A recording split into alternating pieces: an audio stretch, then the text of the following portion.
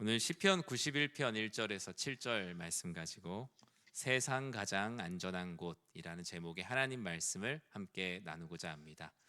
옆에 있는 분들과 인사할까요? 이번 한 주도 수고 많으셨습니다. 요즘 날씨가 참 좋습니다. 좋은 날씨만큼 또 일하기 어려운 분들도 계실 텐데 무엇보다 피곤한 한 주인데 이 금요일 밤에 함께 모여서 여러분들과 말씀과 또 기도를 나눌 수 있음이 저에게도 복이고 여러분들에게도 복된 시간이 되길 진심으로 축복합니다. 이 세상에서 가장 안전한 곳은 어딜까? 그것은 온 인류가 항상 물었던 숙제와 같은 질문이기도 합니다. 더 높은 바위, 더 깊은 동굴, 사람들이 찾기 어려운 각자가 원하는 거주할 곳을 찾아다녔죠. 지금 이 시대에도 마찬가지입니다. 더 넓은 곳, 더 사람들이 우러러 보는 곳, 더 살기에 좋은 곳, 더 걷기에 좋은 곳, 더 아이들을 키우기에 좋은 곳. 우리는 끊임없이 물리적인 장소를 전제로 해서 더 안전하게 거주할 곳을 찾아다니는 유목민 아닌 유목민의 삶을 살고 있습니다.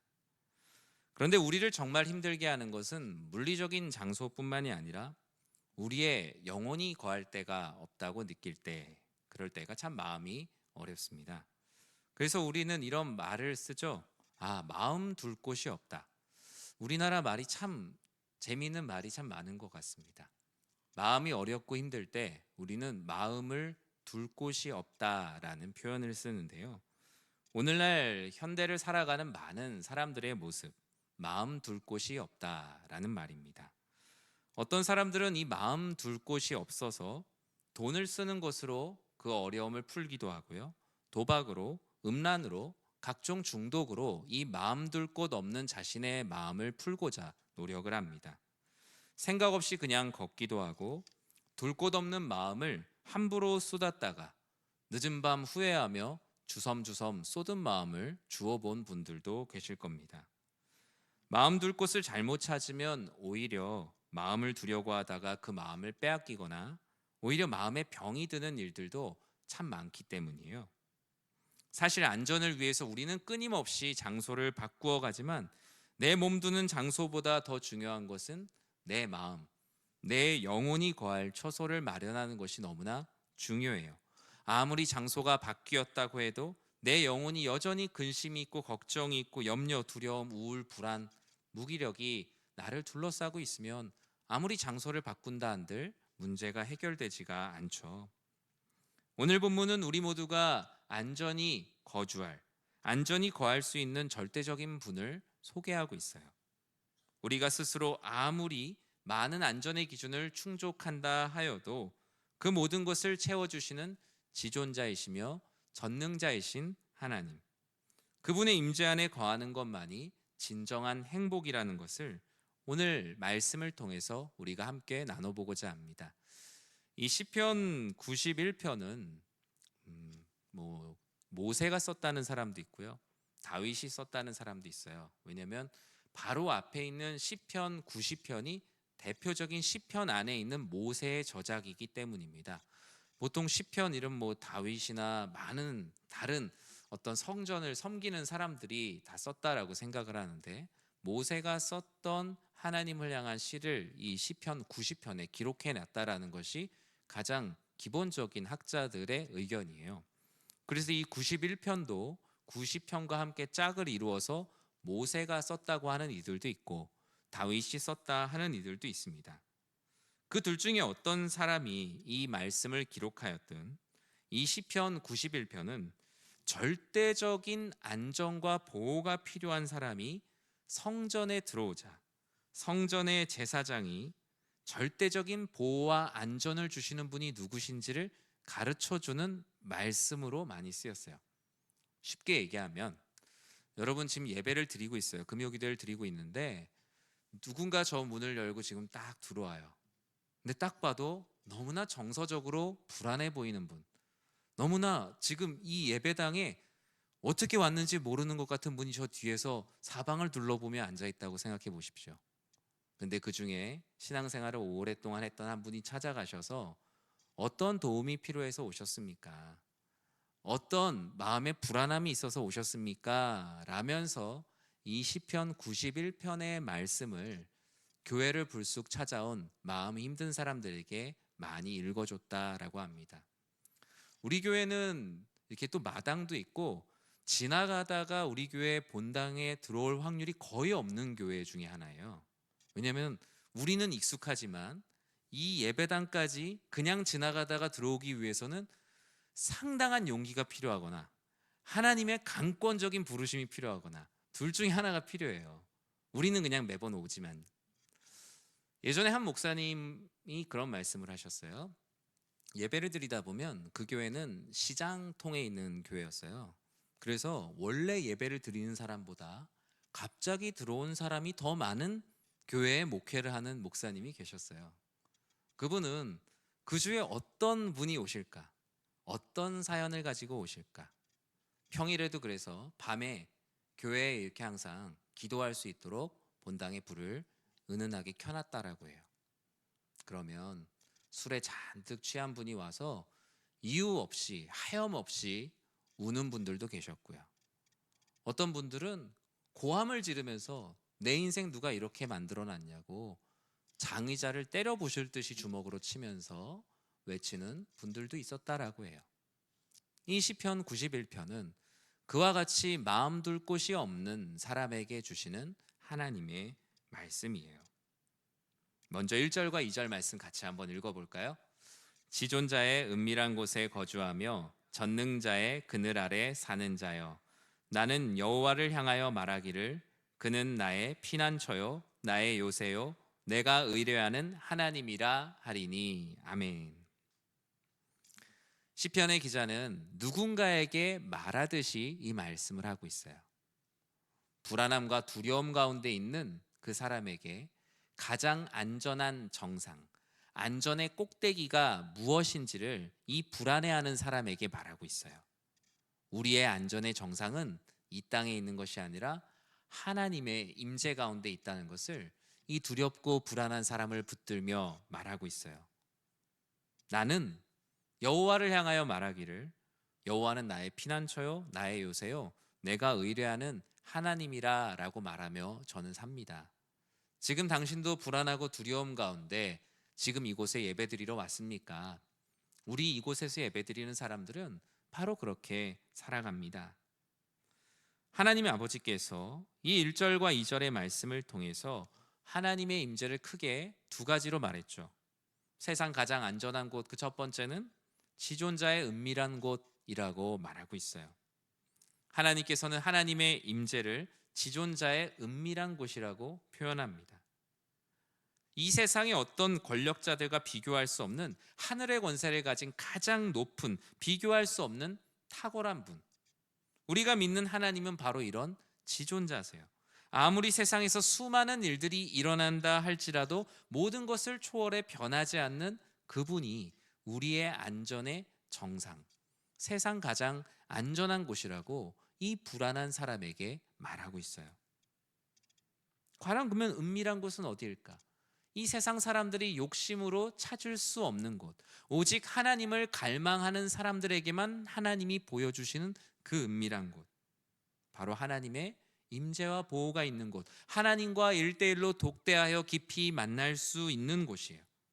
하나님께서 하나님을 믿는 백성들에게만 열어주시는 그 공간, 항상 가장 높고 가장 귀하고 가장 은밀한 곳이라고 말하고 있어요. 그리고 세상 가장 안전한 곳의 두 번째로 그것은 바로 전능자의 그늘이라고 말합니다. 앞서 하나님께서는 지존자로 자신을 소개하셨어요. 하나님의 임재가 가장 높아서 어느 누구도 덤빌 수 없어요. 그리고 하나님은 추가로 이 하나님이 우리와 함께 하신다는 것을 이해시키기 위해서 자신을 모든 것을 할 수 있는 전능자라고 소개하고 있어요. 앞서 지존자의 은밀한 곳이 하나님의 어떤 임재의 높이를 말한다면 전능자의 그늘은 하나님의 임재의 깊이, 즉 지존자의 하나님 아버지께서 함께 하시는 그 은밀한 곳, 전능자의 그늘이라는 것은 하나님이 나와 함께 하시는 높은 높이와 깊은 깊이 모든 것을 말하고 있어요. 비록 나무는 큰 나무 덕을 못 본다고 하지만 사람은 큰 사람의 덕을 봅니다. 종노릇을 해도 대감집에서 하라는 말이 있는 것과 같이 사람은 지존자의 높이와 전능자의 그늘이라는 하나님의 임재, 하나님의 보호하심 아래에 거할 때 비로소 안전함을 누릴 수 있어요. 사람에게는 큰 사람이 필요한 것을 뛰어넘어 큰 존재이신 지존자, 큰 존재이신 전능자가 필요한 거예요. 그래야만 세상 풍파로부터 우리는 안전히 거할 수가 있습니다. 사랑하는 이 금요일에 나온 우리 성도 여러분, 전 여러분들이 기도하러 나오는 이 자리가 여러분들의 영혼에 가장 안전한 곳이 되기를 주님의 이름으로 축원합니다. 여러분이 신앙생활을 하면서 여러분의 영혼에 가장 평안함을 느끼는 때가 언제입니까? 반드시 그 장소, 그 시간, 그 사람, 그 모임이 하나쯤은 있어야 돼요. 내 영혼이 더욱더 하나님과의 관계가 깊어지는 시간, 어떤 분에게는 그 시간이 새벽의 시간이기도 해요. 어떤 분은 이 금요일 저녁의 시간이기도 하고요. 어떤 분은 직장 생활에서 바쁜 시간 짬을 내어서 점심시간에 빨리 점심을 먹고 돌아와서 빈 사무실에서 이렇게 헤드폰을 끼고 성경 말씀을 읽으신대요. 근데 그 시간에 아주 짧은 시간이 자신의 영혼의 퀄리티 타임, 정말 중요한 시간이라고 말해요. 하나님과의 깊은 교제의 시간을 갖고 하나님께서 임재하시는 나만의 영적인 골방, 나의 영혼을 위한 안전한 쉘터를 마련하는 게 우리의 신앙생활에 얼마나 중요합니까? 여러분들 바쁜 일상 가운데 그렇게 내 영혼이 거주할 공간을 마련해 가고 있는지, 아니면 그냥 세상살이에 바빠서 그냥 하루하루 살아가고 있는지, 우리는 말씀 안에서 자신이 거하고 있는 내 영혼은 도대체 어느 곳에 거하고 있는지를 다시 한번 찾아봐야 합니다. 이렇게 임재에 대한 믿음이 있는 성도들을 하나님께서는 완전한 안전의 상태로 인도하세요. 오늘 본문에선 첫 번째로 올무와 전염병에서 그들을 건지신다라고 말씀하세요. 하나님께서는 즉 하나님의 임재 안에 거하는 자기 백성들을 사냥꾼이 놓은 올무로부터, 그리고 스스로 어찌할 수 없는 전염병으로부터 건지신다라고 약속하셨어요. 우리 3절 말씀 같이 한번 읽어볼까요? 이는 그가 너를 새 사냥꾼의 올무에서와 심한 전염병에서 건지실 것임이로다. 아멘. 이 시편 91편이요, 코로나 기간에 가장 많이 설교된 설교 본문 5개 본문 안에 들어간대요. 그 이유는 그냥 전염병이라는 단어가 있어서 그랬던 것 같아요. 전염병에서 건지실 것이다. 근데 전염병이라는 말 자체가 가지는 그 이미지가 뭐예요? 내가 어떻게 막 노력을 한다고 해서 물론 어느 정도 예방은 할 수 있지만 나와 상관없이 밖에서 들어오는 불가항력적인 어려움을 성경에서는 전염병이라고 표현을 합니다. 새 사냥꾼의 올무도 무엇입니까? 내가 놓은 건 아니에요. 새 사냥꾼의 올무든 전염병이든 내가 놓은 것은 아니지만 타의에 의해서 갑작스럽게 고통받는 것들을 이 새 사냥꾼의 올무와 전염병으로 말하고 있어요. 두 단어의 모양은 다르지만 의미가 같아요. 둘 다 무언가에 걸린 상황, 어쩔 수 없는 죽음과 같이 빠져나올 수 없는 절체절명의 상황을 사냥꾼의 올무와 전염병으로 말하고 있어요. 그러나 하나님의 임재 안에 거하는 성도들을 하나님께서는 누가 봐도 죽을 것 같은 상황 속에서 구원하신다, 그들을 건지신다라고 오늘 본문은 약속하고 있습니다. 왜냐하면 너희는 새 사냥꾼의 올무에 걸릴지라도, 때로는 전염병과 같은 불확실한 일들에 너희가 어려움을 겪을지라도 너희는 세상 가장 안전한 여호와 하나님의 임재 가운데 있는 하나님의 자녀이기 때문이라고 말씀하세요. 하나님의 임재 안에 거하는 성도들을 하나님께서는 그들의 믿음을 통하여서 모든 이들을 구원하신다 약속하셨습니다. 하나님께서는 누가 봐도 너무 힘든 상황 속에서도 믿는 자들을 구원하심을 믿으시기 바랍니다. 여러분의 삶을 저도 이제 신방을 하다 보면 성도님들을 한 가정 한 가정 만나요. 저는 신방을 하는 의미를 신방을 할 때 어떤 생각을 하냐면 책을 읽는다라는 생각을 해요. 이 하나님께서 이 성도님이라는 인생의 큰 책장에 하나씩 책을 꽂아 놓으셨는데 그분의 자신의 이야기를 들려주시고 지금 하나님의 뜻대로 살아가는 삶의 이야기들을 말씀해 주세요. 때로는 부모님, 형제, 자매, 배우자에게도 말하지 못했던 어려움들을 제가 목회자란 이유 하나만으로 그 어려운 때로는 치부가 될 만한 이야기들도 들추어 보여주시고 기도해 달라고 말씀하시는 것을 보면서 하나님께서 정말 이분의 기도를 들으시겠구나. 하나님께서 정말 이 간절한 기도를 들으시겠구나라는 생각을 하게 됩니다. 하나님께서는 이 사냥꾼의 올무와 심한 전염병, 그들의 영혼을 파괴하는 것이라고 말하고 있어요. 특히 심한 전염병이 의미하는 것은 영혼을 파괴하는 많은 것들을 심한 전염병이라고 말해요. 즉 사냥꾼의 올무에서와 전염병에서 건지신다라는 것은 어느 누구에게 보여주고 싶지 않은 치부와 같은 자신의 연약함, 나의 삶과 영혼을 파괴하는 말들로부터 하나님께서 우리를 지키신다고 약속하시는 거예요. 실제로 우리의 삶은 육체적인 고통 때문에만 힘든 건 아니에요. 만약에 그렇다면 실제로 육체적인 일을 하지 않는 분들은 몸이 힘들지 않겠죠.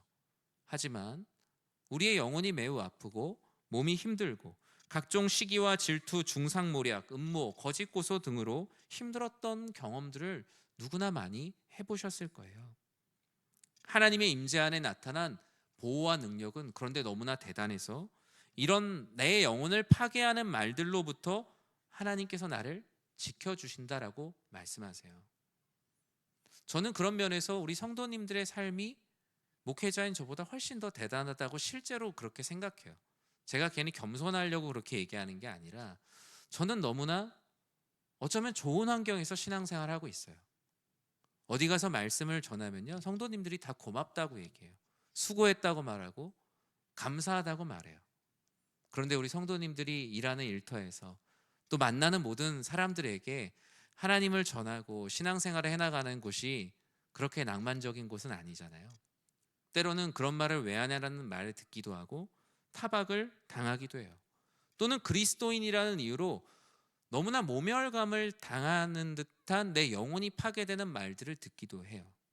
왜 크리스찬들은 그렇게 사냐? 하나님을 믿는 게 무엇이 그렇게 유익이 되냐며 오히려 집에 왔을 때도 그런 영적인 데미지가 남을 만큼 심한 말을 듣고 올 때가 있어요. 저도 군 생활할 때 교회를 갈 때 그런 말들을 종종 들었던 것 같아요. 하나님께서는 하나님의 임재에 있는 우리들의 영혼을 지켜주신다라고 약속하셨어요. 여러분들의 영혼을 파괴할 듯한 그 모략하는 말들, 무서운 말들, 악의의 참 말들로 여러분의 영혼은 결코 다치지 않을 것입니다.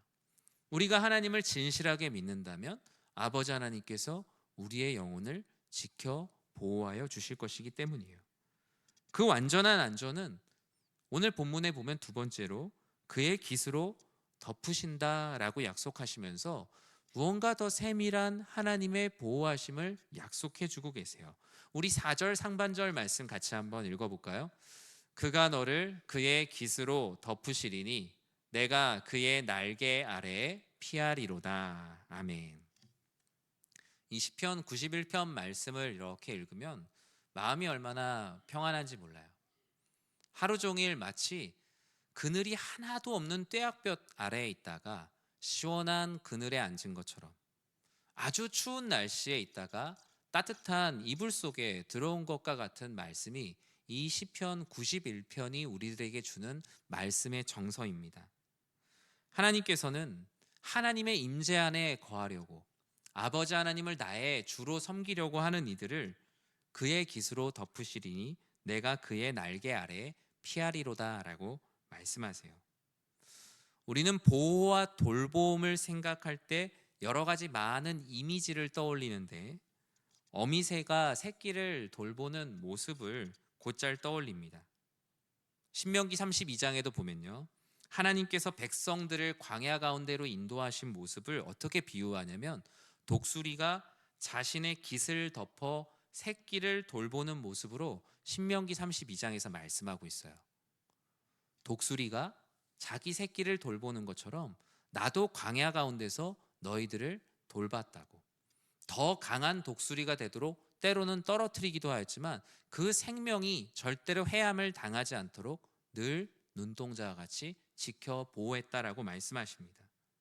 하나님의 임재 안에 거할 때 나타나는 보호의 능력이 바로 이와 같아요. 새끼 스스로 살아갈 능력이 없기 때문에 수많은 적들의 위협으로부터 하나님께서 지키세요.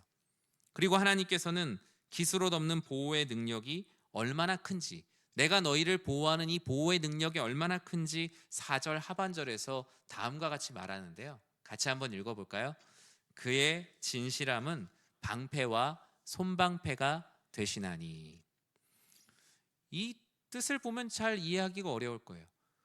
그의 깃으로 하나님께서 어미새가 새끼새를 돌보는 것처럼 덮으시는데, 그 덮으시는 그 진실함, 그 신실함이 방패와 손방패가 된대요. 이 말은 뭐냐면 큰 방패도 되고 작은 방패도 된다라는 표현이에요. 이 손방패라는 표현이 성경 통틀어서 여기 한 군데만 나오는 단어거든요. 여기 나오는 그의 진실함은 그의 신실함이라고 번역하면 좀 더 좋을 것 같아요. 이 하나님의 믿음직하고 하나님의 이 성실하심이 얼마나 큰지, 큰 것들을 막아줄 뿐만이 아니라 작은 손에 드는 손방패처럼 세세한 것들까지 모두 다 하나님께서 책임져 주신다. 즉 하나님은 우리의 거시적인 문제들 뿐만 아니라 우리의 미시적이고 아주 사소한 일들까지도 관심을 갖고 계시고 그 모든 것들로부터 우리를 지켜 보호하신다. 하나님이 우리의 방패가 되시고 손방패가 되신다는 것은 하나님은 나의 큰 일도 보호해 주시고 관심이 있으실 뿐만 아니라 나의 사소한 일, 사실 우리의 마음이 다치는 일은 어쩌면 사소한 일일 수 있는데 때론 나의 그 사소한 작은 감정들까지도, 그 감정으로 인해 요동치는 내 안에 있는 작은 파도까지도 신경 쓰시는 분이 바로 하나님의 임재 가운데 있는 사랑이라고 말씀하세요. 보험을 가입해 보면 아시겠지만 우리는 보장하는 부분을 약관을 통해서 확인할 수 있어요. 계약된 범위만큼 보장을 받습니다. 보험회사가 나쁘다는 것이 아니라 보험의 약관이 있는 이유는 이해관계를 기반으로 하여서 서로를 보호하는 계약관계입니다. 그러나 하나님의 보호관계에는 그런 이해관계가 없어요. 하나님은 그저 우리들에게 순수한 믿음, 하나님의 입장에서 봤을 때는 소소한 믿음만으로 내가 너희의 모든 것을, 너의 영혼을 보장해 주겠다라고 약속하세요. 하나님의 보험 약관에는 짧고 굵게, 작은 글씨로 많이 쓰여져 있지 않고 짧고 굵게 나는 너의 하나님이다, 너는 나의 신실함을 믿어라, 방패가 되고 손방패가 되는 너의 성실이 아니라 나의 신실함을 믿어라. 하나님께서 우리들에게 말씀하세요. 하나님께서는 나의 신실함을 믿지 못하고 방황하는 이들에게 더 자세한 약관을 만들어서 설명해 주셨어요. 이 신실함을 나타내는 두 단어가 바로 방패와 손방패라고 말씀드렸잖아요.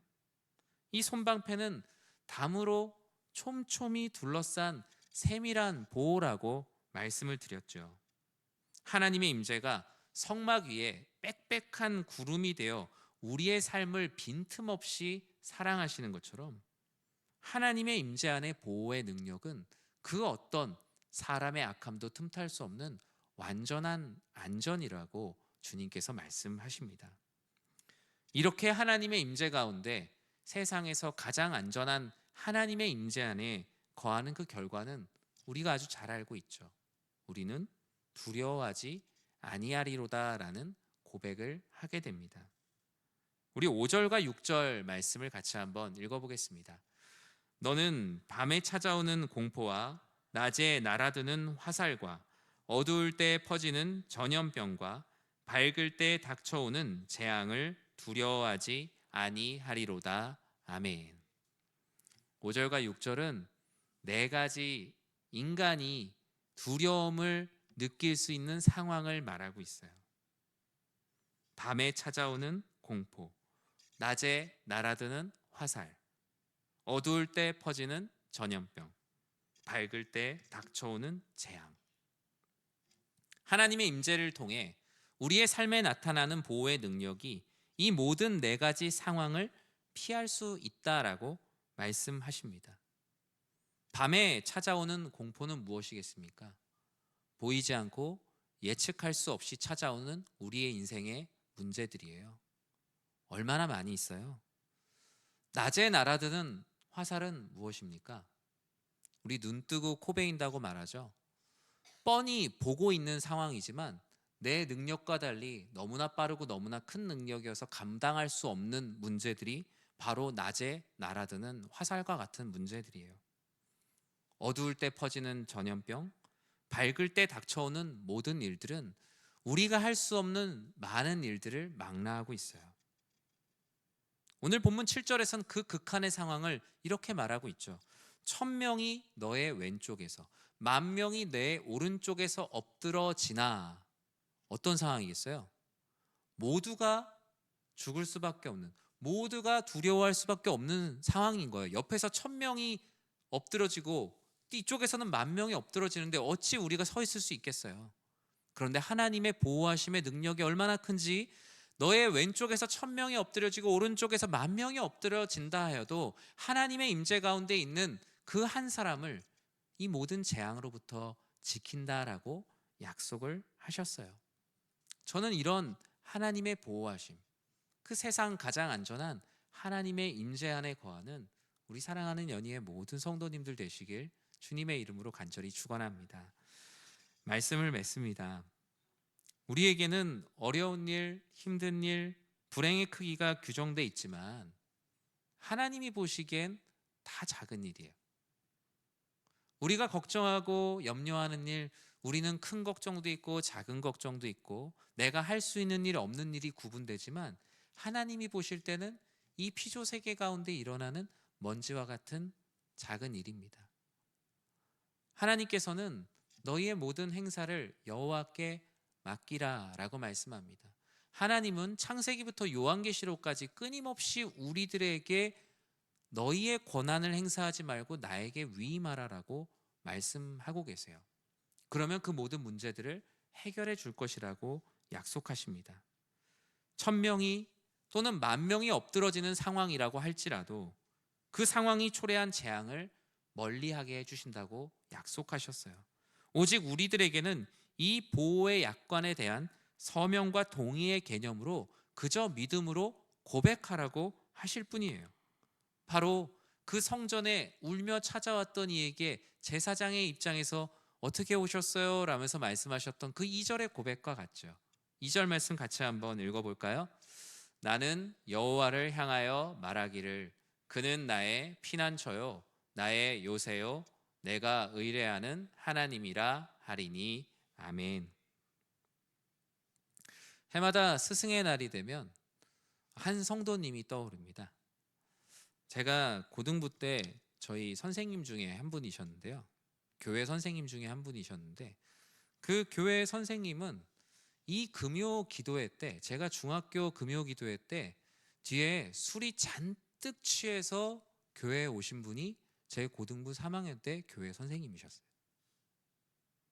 중학생이 볼 때도 한심스러웠죠. 왜냐면 그래도 그렇지 세상 매너가 있지 교회에 저렇게 술을 잔뜩 먹고 어떻게 왔을까. 교회 예배당이 우리 교회 예배당보다 더 조용했거든요. 제가 다니던 교회가. 그런데 그분이 와서 뒤에서 대성통곡을 하니까 이 금요기도의 분위기가 뒤숭숭했겠죠. 근데 그분은 삶에 너무나 큰 어려움을 겪고 더 이상 갈 곳이 없어서 그 제가 다니던 교회가 이렇게 주변이 다 모텔이었어요. 주변이 다. 그래서 그 모텔 중간에 있는 교회였거든요. 지금은 교회로 옮겼지만 그 주변에 일하는 분들도 그렇고 인생에 정말 마지막에 와 있는 분들도 참 많이 계셨단 말이에요. 근데 그 중에 한 분이 뒤에 와서 그렇게 울면서 기도를 하셨어요. 처음에 어떤 분들은 왜 저렇게 저런 사람이 교회로 오냐라고 얘기를 하기도 했고 저마다 많은 이야기들이 있었지만 그분은 매주 금요일마다 그렇게 오셔서 기도를 하셨어요. 근데 몇몇 성도님들이 찾아가서 말씀을 하셨어요. 자신이 하나님을 만난 이야기들을 해주셨고 인생 가운데 나도 어려운 때가 있었다는 것을 말씀해 주셨고, 한 사람 한 사람 자신이 만난 나의 요새요, 나의 구원자요, 나의 사랑이신 하나님을 그분에게 가서 이렇게 전하기 시작하셨어요. 근데 재밌는 건 그분이 저희 그 관내 학교 선생님이셨어요. 나중에 알고 보니까 선생님이 얼마나 속상하셨으면 그랬을까. 그 학교 다니는 학생이 나중에 이제 알고 나서 되게 깜짝 놀랐던 그 기억도 납니다. 우리는 누구나 연약합니다. 우리는 누구나 세상에 나의 직위가, 나의 직업이, 나의 재산이, 나의 때로는 직분이, 내가 사람들로부터 보는 것들로 내가 안전함을 누릴 수 있다라고 생각하지만, 세상 가장 안전한 하나님의 임재 안에 없으면 우리는 모두 불안한 바람 앞에 등불과 같은 존재입니다. 우리가 이 금요일에 나와서 기도하는 것도 우리의 그런 연약함을 인정하는 시간입니다. 하나님, 제가 사회적으로 볼 때는 누구나 부러워할 만한 사람일 수도 있고, 또는 지금 제 삶에 특별한 어려움이 없고 마음이 평안하기도 하지만, 여전히 하나님 앞에 연약한 자임을 인정하는 것이 바로 기도하러 나온 자리입니다. 하나님께서 원하시는 것은 그뿐입니다. 주는 나의 피난처요, 나의 요새요, 내가 의뢰하는 하나님이라고요. 어떤 상황에서든 창문을 열고 예루살렘을 향하여 무릎을 꿇고 기도하였던 그 다니엘과 같이 지존자의 은밀한 곳, 전능자의 그늘에 거하는 사람이 된다면 굶주린 사자의 입도 다물 수 있는 능력을 주실 것이고, 아버지 하나님께서 놀라운 일들을 행하사 하나님의 크신 일들의 주인공으로 삼으실 것입니다. 저는 우리 사랑하는 모든 성도님들이 세상 가장 안전한 그 하나님의 임재 가운데 거하며 늘 평안하고 행복한 신앙생활을 하는 모두가 되시길 주님의 이름으로 간절히 축원합니다. 우리 이 시간에 같이 찬양하고 기도했으면 좋겠는데요.